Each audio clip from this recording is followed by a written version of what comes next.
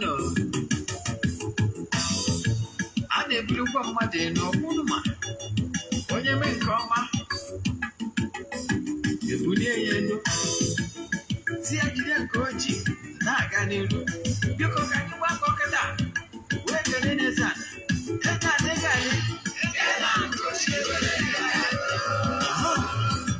EZE-ANA Ugochi tubelu.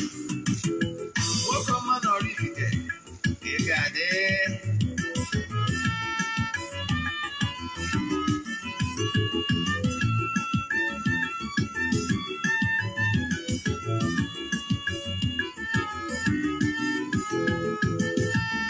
Ọdịnala bụ eziokwu.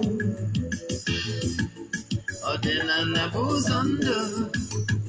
Ịma na o nwere olu na-eti mkpu na-asị ụmụ Igbo chigharịa, ụmụ Igbo chigharịa.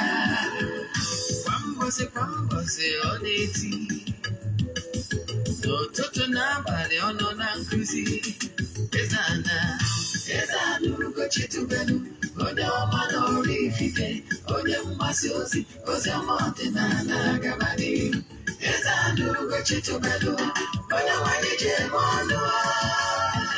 Ọdịnala bụ ụzọ ndụ gaba n'ihu.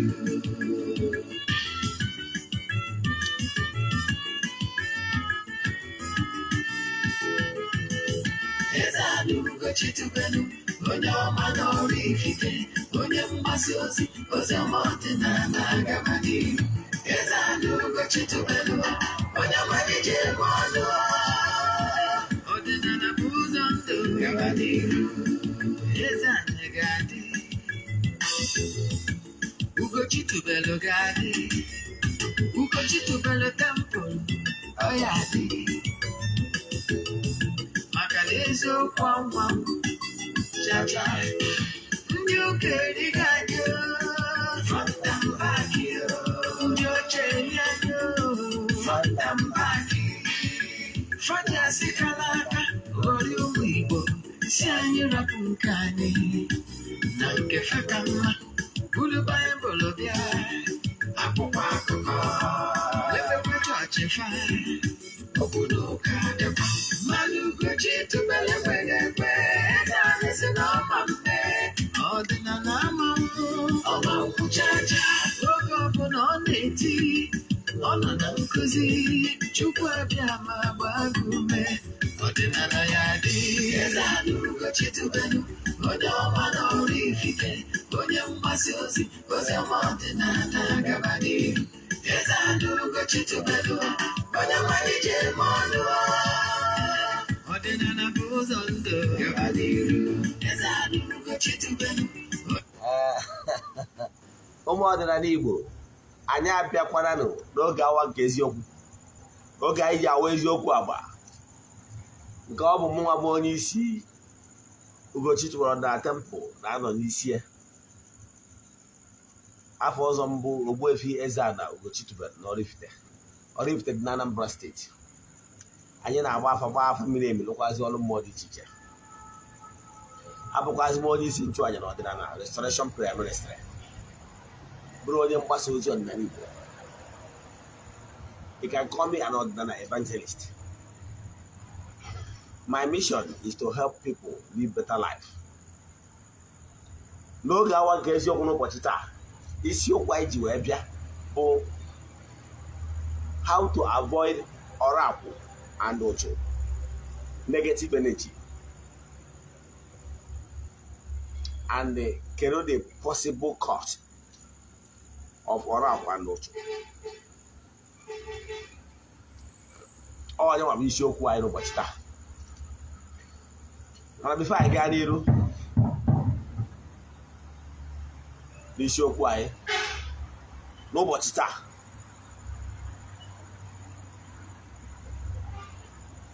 ọkwa dị mkpa bụ ọ bụrụ na ị chọrọ isonyere anyị na aja anyị na-achụ kwa ọnwa nke ọnwa Septemba, ka ọnwa Septemba ga-abụ ọkụ n'ọnụ. Aja mbụ n'elu aja pụta ihe aja anyị na-achụ kwa ọnwa. Nke bụ eziokwu na ọ bụrụ na ị mara uru aja bara, na mbunye na-esigo na aja wee bunye ọtụtụ ndị mmadụ elu, you will not miss it for one bit. Aja m nwa Ogbuefi Eze-ANA na-achụ onwe m before accept everybody. Aja mbunye elu, aja pụta ihe, aja idude. Ọ bụrụ na ị chọrọ isonye na aja anyị sonyebughị mbụ, ndị na-esonye bụ na aja amadugo pat o nwere ndị kwụgoro ụgwọ tụrụ adị ihe. Ọ bụrụ na ị chọrọ isonye na aja, ihe ị ga-eme bụ chat ya m na WhatsApp, forward ya 3 prayer request, then ka m gwazie ihe ị ga-eme, donate a token to the account. Chat na WhatsApp 0805-7837-672. I call again 0805-7837-672. I respond my messages myself and my calls myself. Video call is also allowed.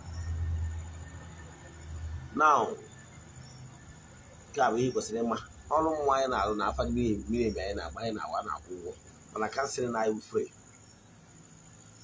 Echefukwala na anyị nọ na mmemme, anyị na-achọ ịbanye na mmemme afịa ọrụ na Oraifite. Mmemme afịa ọrụ Oraifite ga-ebido ụbọchị ụka.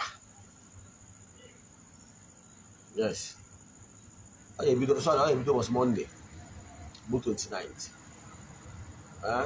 Wee last ya wee ruo na 1st of September. Mana on 30th, nnukwu mmemme pụrụ iche ka ụbọchị ya ga-apụ iche maka na o nwere onye ihe ọma mere chọrọ ka egbuo efi iji mezu nkwa o kwere n'obi aṅụrị. So you are all invited. A ga-esi rie nwoke ahụ mesara aka ụbọchị ya, mmanya dị iche ga-adị n'ibe adịkwa. You are all invited. Then ka bụ ihe kwesịrị ịma, ọ dara ya bụ mmemme afịa ọrụ, ọ aja eji ekele Chukwu onye ihe ọma mere.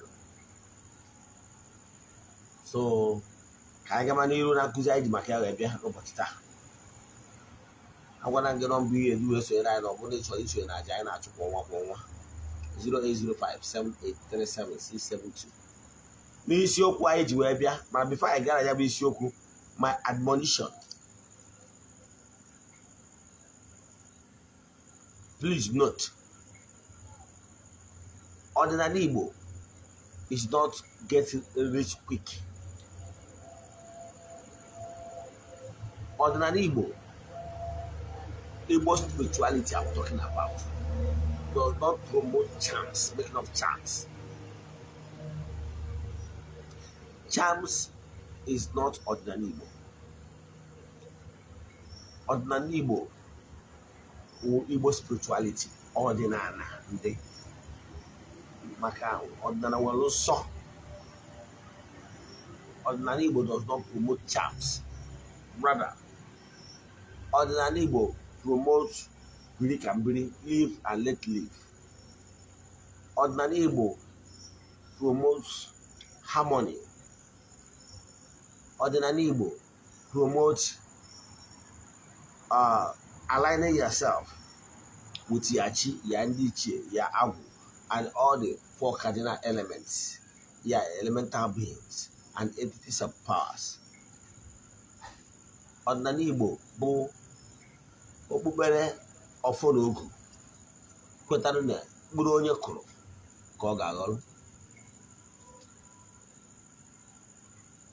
Ya ka ndị Igbo ji si na ngwu ọbụla onye ji eko bụ ezigbo ngwunye akwanahụrụ ya. Ọdịnala Igbo maintain equity. Ọdịnala Igbo does not support rascality. Ọdịnala Igbo does not support shortcut. So please note the difference. And well, it can be a core onye ọdịnala Igbo without ibu dibịa. Dibịa bụ onye akpọrọ ọrụ nakwa onye nchụaja. Mana ị nwere ike ịbụrụ nwa onye ọdịnala Igbo. Charms has nothing to do. Charms, making charms is like shortcut to the natural laws.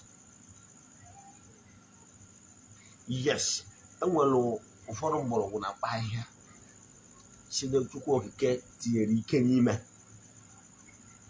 odo anya na mgbọrọgwụ na mkpa ahịhịa nwere ike Chukwu Okike chiri natural powers because of the natural composition.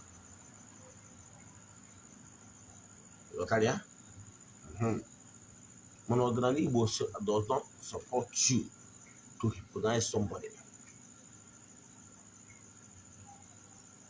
Ordinary Igbo does not support that. That is not ordinary Igbo. Ordinary Igbo bụ ụba aka gị ọtọ imejọ na mmadụ sọ nsọ ana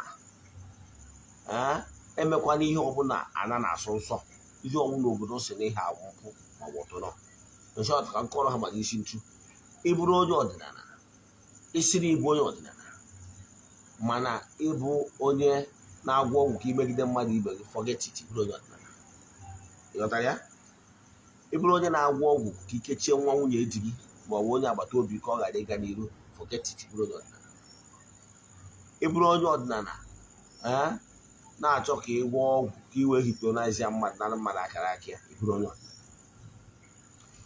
onye ọdịnala na-edina nwunye mmadụ ịbụrụ onye ọdịnala forget it ya just deceive yourself ịbụrụ onye ọdịnala bụrụ so na ndị na-eje edina minor daisi ụmụ nkekere ụmụazị dị na-akwasa ha ike ịbụrụ onye ọdịnala ịbụrụ onye ọdịnala na-enwe carnal knowledge with ya blood relative ịbụrụ onye ọdịnala enwere nsọ ana gịnị bụ ọdịnala agwara m ndị mmadụ nwere ihe dị iche na omenala na ọdịnala adị m agbasa omenala because omenala differ from town to town yes mana ihe ọmụ n'obodo bụ ụlọ spiritual ndị ichie tidi ọfụ sị na-etu a ka esi eme na bọọlụ please do it ọ bụrụ omenala ụfọdụ ihe akwụcha kpebie tidi ọfọ anaba ha recognize ya mana ọdịnala bụ etu esi ebi ndụ ọkpụtọrọkpụ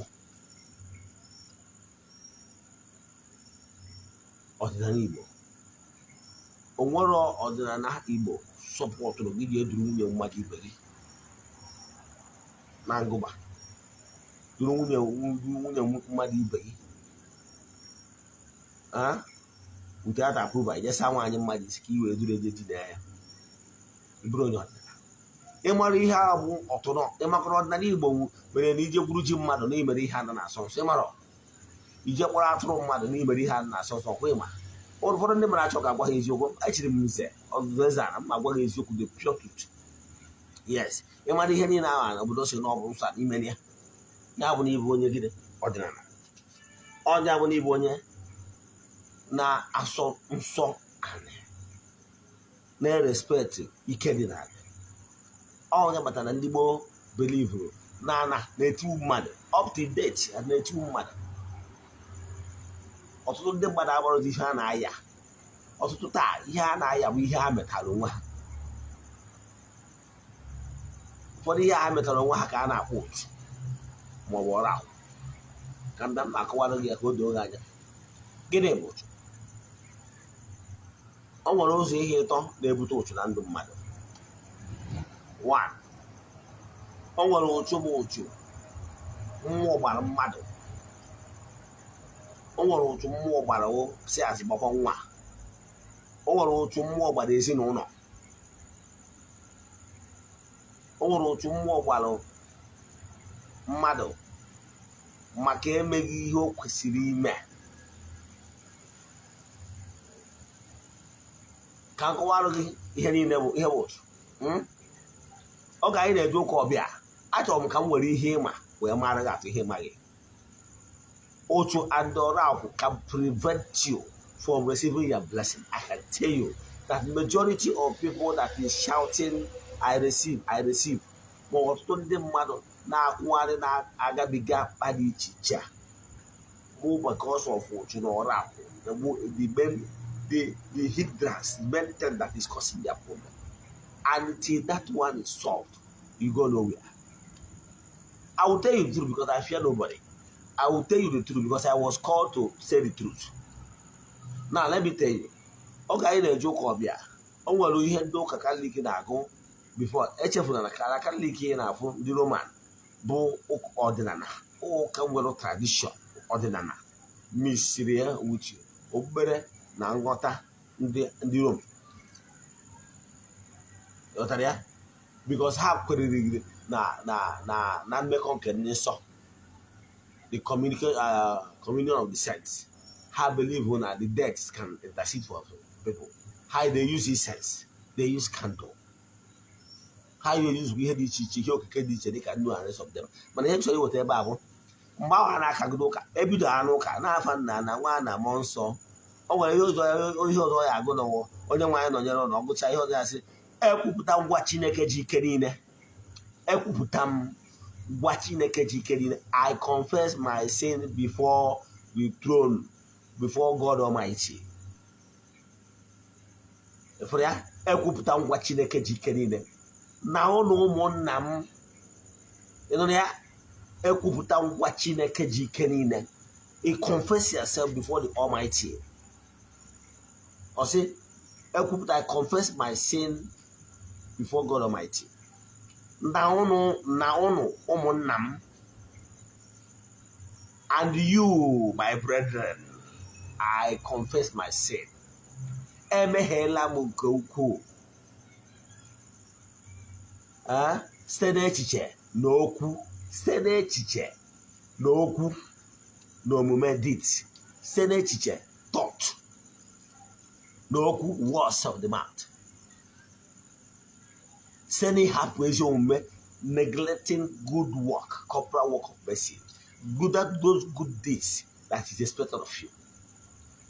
Or say, site na mmehie, site na mmehie nke kasị ukwuu, and so on and so forth. Mana ewetago point nchọrọ iwetara ya. Ihe eji agụ ya bụ because they know, they knew too well that you cannot approach throne of grace. You cannot receive any blessing from God.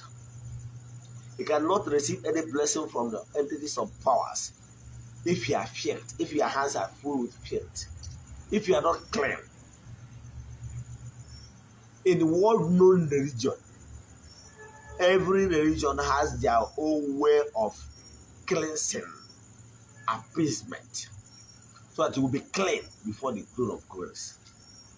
Example, ụmụnna anyị ndị na-eti isi na maka na ha ma na-enwere ụchụ, na-enwere Orakwu. Ha nwa ama na o nwere ụchụ na Orakwu na-efe efe. By keeping bad company, it can become contaminated. On efe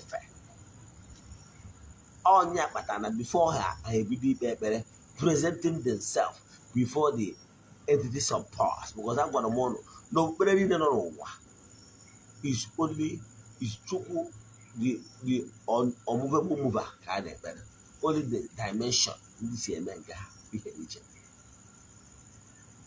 Nwa sị gị ọgwụcha ya o wee sị o were mmiri tinye n'ọnụ ya gbụcha ọnụ ya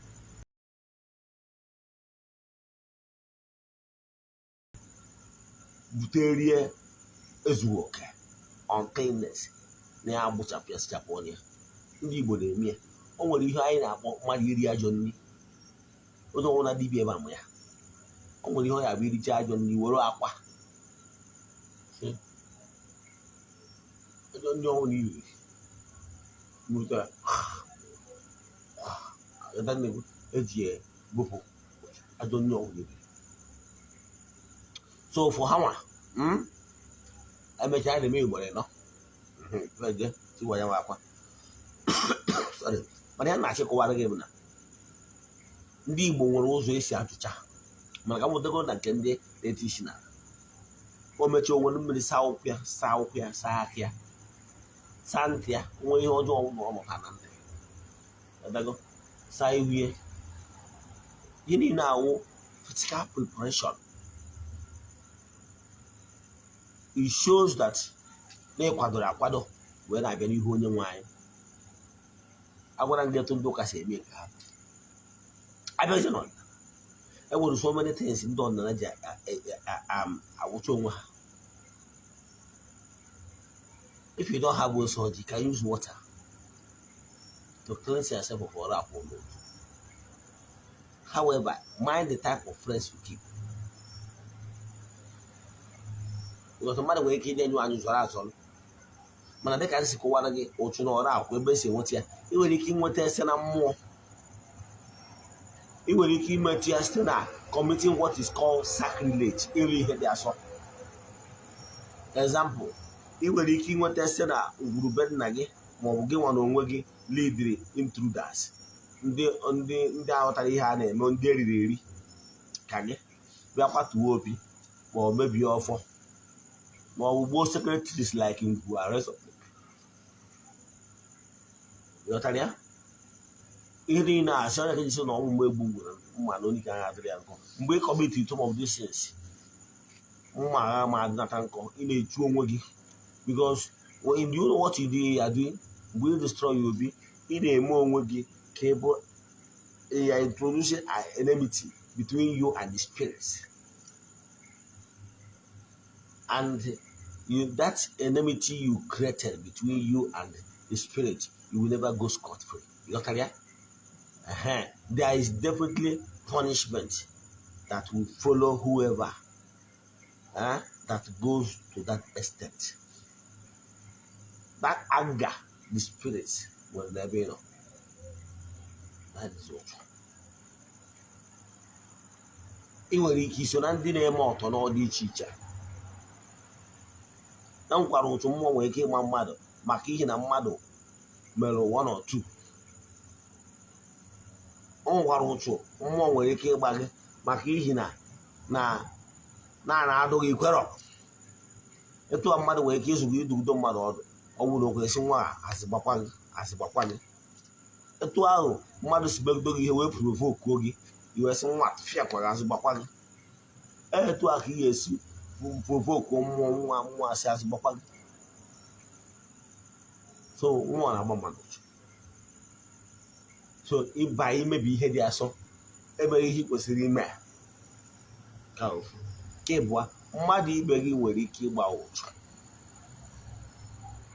abịara m ebe a ka m bakụzi elu etu mmadụ nwere ike isi gba ụchụ ma let me put it this way somebody can cast a spell or negative energy to you and for the fact that you are not spiritually strong for the fact that the man can you have already made yourself vulnerable to any spell or any attack. That spell that man casts upon you, can take effect on you for the fact that you don't work they protect your interest. Okay? Then, because of o nwere ụchụ mmadụ metara onwe mgbe m na-enye admonition agwara m gị ọ bụrụ na ị chọrọ ụchụ you don't like what is happening to you right now wepụ aka n'ihe ọbụla bụ nsọ a n'Igbo wepụ aka na ya maka na ị nwere ike imetara nwa ụchụ n'ụwara ahụ ịmara ihe obodo na-asọ ọsọ wepụ aka na ya. In this world now, I can tell you what is happening. Do you know that no one some cousins lady no for that why I see no distance cousin. As long as now 2 of you can still then will traceable link, one will blood relative, either from the mother side or from the father side, you are not allowed to have carnal knowledge of each other. As long as you cannot marry. Go to your village and ask questions. How would you name me? In a old woman open. Powerful. You will what you want to watch. Yet through your lifestyle. You will keep it over the bone and your mouth, just forget it. You don't look it up. Ogbuefi EZE-ANA Ugochi. Butechi. Where's the key about the woman? Money watch. Yes, watch. You know why? Ogbuefi EZE-ANA Ugochi can never and will never sleep with a married woman, or even be sleeping around carelessly. It's not allowed. Yes. is for if it's for any reason. Now, Ogbuefi EZE-ANA Ugochi tubelu is a married man. No reason whatever. When the key man can misbehave,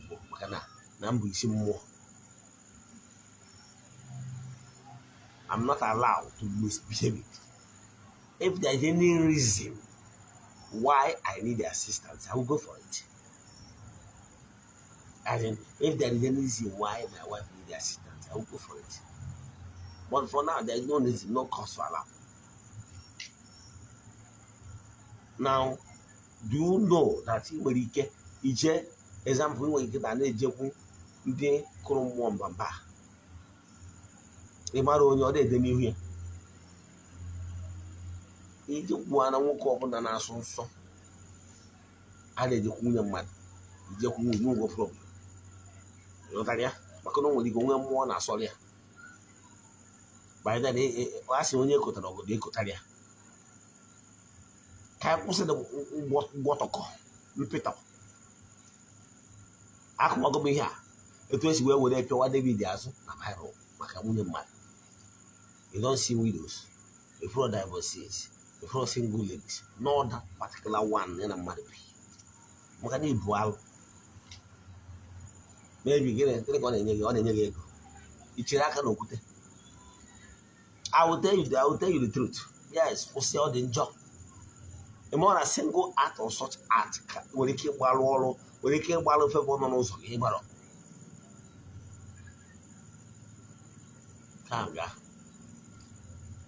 Ka nna gwa nwa. Eche ịza akpa, eche ịza koro, not ịza akpa koro, is not allowed. Ana m ekwuzi so many other things nwere ike ibutere ụjọ n'ọra. However, ị mara ihe ọ bụla ana na-asọ nsọ that is not good, don't do it. You should have conscience. So, I don't really care whether you like what I'm saying or not, because people don't like I preach here what the truth. This is not preaching. I'm just telling you how it is. It's natural laws. We are not animals. Human spirits, we are not animals. Do you know why? Human spirits, we are not animals, because we are a bright price. That very bright price is what makes you the co-owner.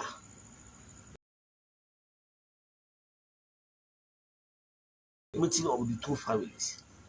Ihe niile anyị na-achịkọ n'ọdịnala before mmadụ na-abụ kweta na ha ga-alụ nwa ha. Ụmụ anụmanụ na-achịkọ ya, ụmụ anụmanụ na-agba nkwụ, ha na-emego nwa. So you can't stop emulating animals, because animals are not, and are not humans. So humans, and will order and harmony. The 10 commandment was not given to animals. You know that? So what am I saying? You behave very well. When you keep it on one, I don't know in our support to abortion. Or for any reason, they are no one yet to you make sure you take financial responsibility of that child. Till the woman put to bed, if there is any serious reason. Otherwise, all you got to do is to say the woman. And then when serious reason, don't support abortion in anywhere. You to avoid mortgaging your future. Then of course also chọrọ ikwu maka ya bụ, so if na 3 tests nwere ike ibutere ụjụ ma ọ bụ Orakwu bụ negative energy na-efe efe. You can get Orakwu by keeping bad friends. O nwere ihe ngwatara gị si na not positional right nwere ike ibutere Orakwu. Ndị Igbo na-atị n'osi na osisi kpuchiri ụzọ na-eri apa mma. Any tree that is standing on by the roadside, mmadụ wee ka ọ gafeta ogbukawa ya mma. Ịghọtara ya? Ọ nọ ka mango or let's say ube that is not properly positioned. Maybe the ube is in the midst of ripe ube or mango. Now for any reason, ekwesịrị na enwere ike inwe collateral damage. Enwere ike mmadụ abịa ka ọ ghọtuo nke nwachara acha, nke achara acha esu eda because of bad positioning. So those the type of people you keep as friends. Your friends should be people that share the same vision with you. The only thing you can do for somebody you love is to share this message, share this link, invite them to hear from the horse's mouth. That's the only thing you can make the person. Believe in me, by sharing this my message, you might save lives. The person might not like it because I don't teach you what will switch your mind. I'm telling you because from the advantage position, I'm seeing things happening in the spiritual realm. I know what is causing serious problem. Don't be doing things because others are doing it. You are not others. And the chicken that she does are proof. Emma on age of water, I don't want to keep the door out. Emma. Maganobro morning, Sogino, now at all. If you don't begin at walking a bomb. Oh, the more years so. I was a kind of one of the grown arrows to cheer. I was a kind of one. Oh, maybe I won't walk by third war out. Third room soon. Yotaria, but third room negative energy. Even that the manager, I won't talk them, but I want to go small messages in them, man. I told them, man, I don't know what's up, EZE-ANA. And I had to go one home, Kabutike, Kamen, Cassia, this is another war. EZE-ANA name somebody had twice a meal. I am all a negative energy. Okay, almost some families here today. Of one of family name were one every 5 years here. I got a family or almost the back. Family at that part. Oh, the heck also that. Until you get to the root of that problem. Sorry, until you get to the root of that problem. I'm a family where you get one that suffering. I've rise and fall. I'm going to heck also that. I also know for economy, on the ammonia, and ammonia. I'm going to heck also that. If I dem, I cannot smoke with that fire. So the head in our kick was really check here with the problem. So I check and money name and a root. Aborogo, Abureme would matter. Caboro, Aquaflu bar. Call Aburem will one or ton cabo cause. Or will he be yambo? Aburu never tell so. Now I never say down. I don't know more children about what he never tell so about 100. Oh no, he had a bosom. We align you with all those entities of power. Settle one day more than about one. After making peace, aligning you with them, we now bring them together. Settle all your hours, settle one day, no one jail and you want it. Was here, I said to go, how because here can't go Siegi. I go Siegi, if you rise, you rise. If you start moving, start moving. But I'm waiting to see I can all. Ogbuefi EZE-ANA Ugochi. Only kitchen food that we have email neighbor. But never the more than I feel as you know, human. Where kitchen food, Macanonia, Onya Kuruches, Onya, what I did is up. The forces of nature, their work is to keep weaving. Their good works and their bad works. All have keep weaving it.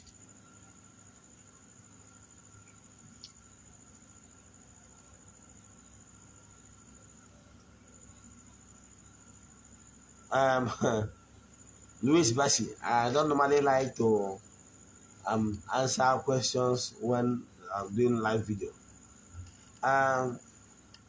But in Ajuma, mmadụ use ncha so-called spiritual soup. I don't have a go. No, ọ bụrụ ịgwọ ọgwụ. Although I'm not onye lụrụ ya. Mana ọ bụrụ na ọ nọ mma etu esi alụ favor soup. Ọ bụrụ na ọ bụ ịgwọ ọgwụ. However, favor soup or a soup or whatever can only work with you if the negative the radiation that flows to you is positive. But if there is any negative energy crowding your path, covering you, if you like it, buy it 50,000. If you like, buy it 20,000. It will not work. Stop wasting your money. What you did first is one to clear your mess, clear yourself up, align with forces that follows you. Then anything he uses in the whole or wall. Yes, o nwere ike Chineke Chukwu Okike tinye n'ihe o kere eke. E nwere afịa a na-akpọ ijite. Ijite nwere nwoke na nwaanyị. Ihe jikwa na alụ dị iche iche. O nwere nke oke a na-eji alụ awele. O nwere ike ikwubicha okwu ya. Kwubi okwu ọ dị ile. Yes. Amụkana ndị Igbo maka na o nwere ihe a na-akpọ ekwe ekwe. Yes, mgbe ọgwụkwa mgbọrọgwụ. Enwere ọtụtụ ahịhịa wele dị iche iche ma ya gbakọwa afa ebe a. Mana ana m achọ ịgwa gị na ọ bụrụ na negative energy cloud on your part, if you like use enu use one, if you like use honey use nka ihe na-ebe na aka na-ebe ịghọtara ya. Maka na nwatakịrị a na-eri ka abụ na ya na nwaanyị nne na-eri. So onye awụ ihe kwụ problem. So ihe kwesịrị ịdajụ onwe gị bụ ọ bụrụ the soap, it's not the soap that will solve your problem depending on the negativity that covers your part. So first of all, consult deep and know exactly if there is negative energy on your part. Then after finish your spiritual work, then you can start applying those ones for you to get maximum results. If there is so much negative energy on your part, if you like, be buying those things, nothing for you. Even if you work for others, it will not work for you. So then, I don't entertain questions. You can send my message because she normally causes distraction. You can send message to my WhatsApp 0805 7837 672. Now, going forward, you know that there is that sex is spiritual. When a woman, your sex partner, you will get in America, you don't want to show down. Yes, it could be uchu or oraifite that follows the other person.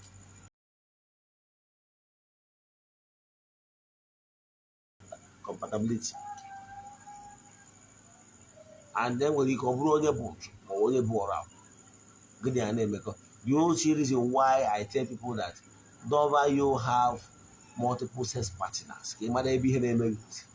Ka ofo na ekpere isi ụlọ na ọrụ zukwa n'ike. Ọ bụrụ imebi ọfọ na ọrụ arụ n'isi gị, ịchọwa onye na-eme gị, isi mana ọkụ gị na-eme ma ọ bụ onye nwa na-eme gị, mana ọ bụrụ onye na-eme ọrụ gị na-eme onwe gị. Ịghọtara ya? If your part is full of positivity and your part is very clean, very pure, their vibration, their aura is very pure for the light region, nobody will have nobody. Because how those things normally in the throne of judgment, that whatever the person casts to you will be put to scale. It must pass through judgment. And the forces of nature will see that you did not deserve this, and it will not come. So learn all those things. Very, very important in your life.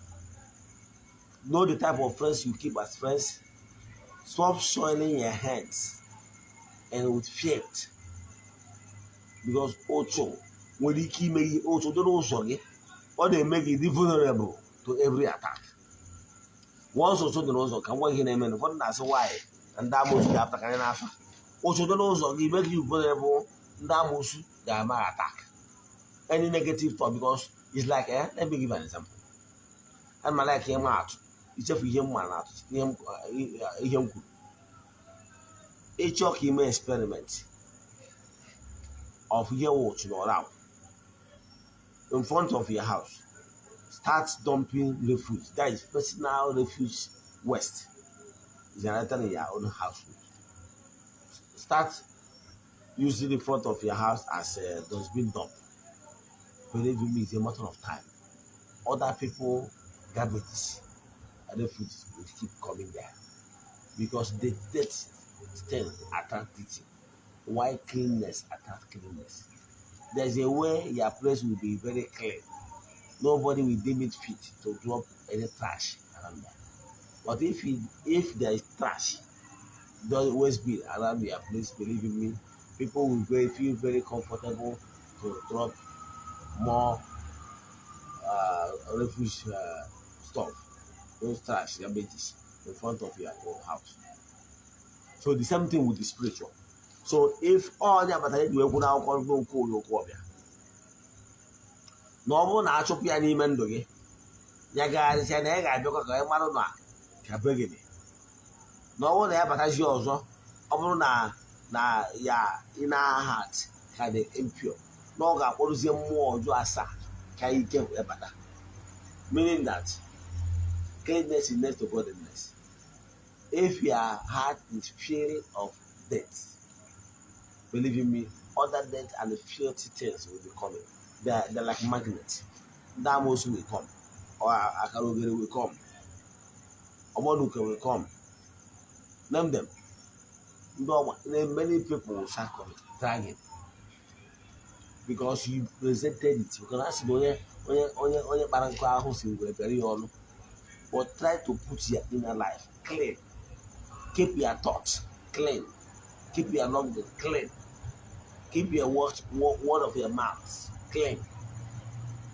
Then your deeds, your hard work, whatever you are doing, let it be clean. By so doing, you are no longer inviting ant to your house, because not Paraguay house in very on. He who first anti-infected firewood invited lizard to his house. So what am I saying? Henceforth, if you don't like what is happening to you right now as we speak, change your lifestyle. Stop taking undue advantage of somebody. Show love to your fellow human being. WhatsApp worker, give arms, help. Be a cause of joy to other people, especially the less privileged. I've got a moment. Some people, even if when you are giving things, arms giving, give the right person. Not giving your party. Some of you don't even know how to give. You want to give arms, you go to your friends. Your friends. They gonna have a day gonna be a game man at beer party. You probably you go to Hammer at beer party. Yeah, I was like a kimber. Because not the essence of it is giving out the 10 those people that cannot be able to pay you. That's when it becomes Saraka. Yotaria. Only when I do not put you and push a robot star. But we hope that about July and not Nanibo. Such a mom, they choke I buy 5 million. More more send them message on WhatsApp 0805 78 37 672. I repeat 0805 78 37 672. Let me pray for you. Now I to work and get for me and you can't listen. I speak positivity into the lives of my friends, my children all over the world, my fans, everyone under the influence of my voice. I speak positivity to your life. Let every negativity be cancelled in your life. Let there be breakthrough. Let there be liberation. Let there be upliftment. Let there be miracle in your life. Whatever you are doing, work of your hands that I will not pay you, let them start paying you right now. Let you be favored. Man and woman should start loving you. Now, to work the company me anywhere. Distance is not a barrier. As you a barrier, they don't know road and they don't know. Let miracle begins to happen in your life. Now, one way can again, or job on a working more one you could lose. But one you open a cinema at Natam. As if they got Natam, I had to go to Capri Arena. All you open a cinema at them, as in no young at Natam Matibu, money got them. I had to go to Capri Arena. All you open a cinema, why Canada? As a million no young as you are not Chigaria. Mioma came again. Knows what you never know about.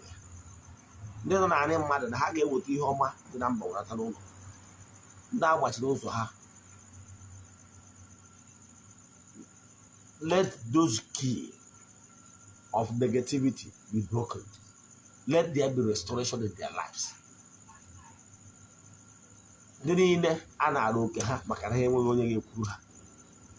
Let them receive help. Eastern Nigeria, Eastern all over the world. Western Nigeria, Western all over the world. Northern Nigeria, Northern all over the world. Southern Nigeria, Southern all over the world. Let there be miracle. Don't have the Anna. From now till December, they are not even sure what will happen. They are not sure how to feel. Let them receive favor. n'aha Chukwu Okike nke pụrụ ime ihe niile, onye ike niile si n'aka ya bịa. Ya gazienụ. Now, Elofuana, he sent the message. Elofuana is sharing this message. He will save your lives. 0805 7837 672. I don't know. I was a YG. I took on this gentleman. I guess, yeah. No man oraifite, onye mgbasa ozi, ozi ọma ọdịnala gabani.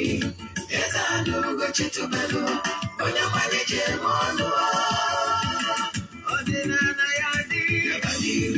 Eze-Ana Ugochi tubelu, onye ọma oraifite, onye mgbasa ozi, ozi ọma ọdịnala gabani. Eze-Ana Ugochi tubelu, onye malije ọnụ Ugochi tubelu tempolo gabani. Eze-Ana Ugochi tubelu, onye ọma oraifite, onye mgbasa ozi, ozi ọma ọdịnala gabani.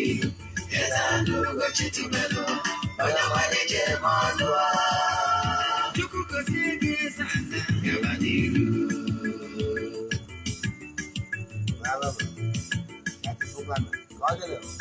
N'otu oge a echi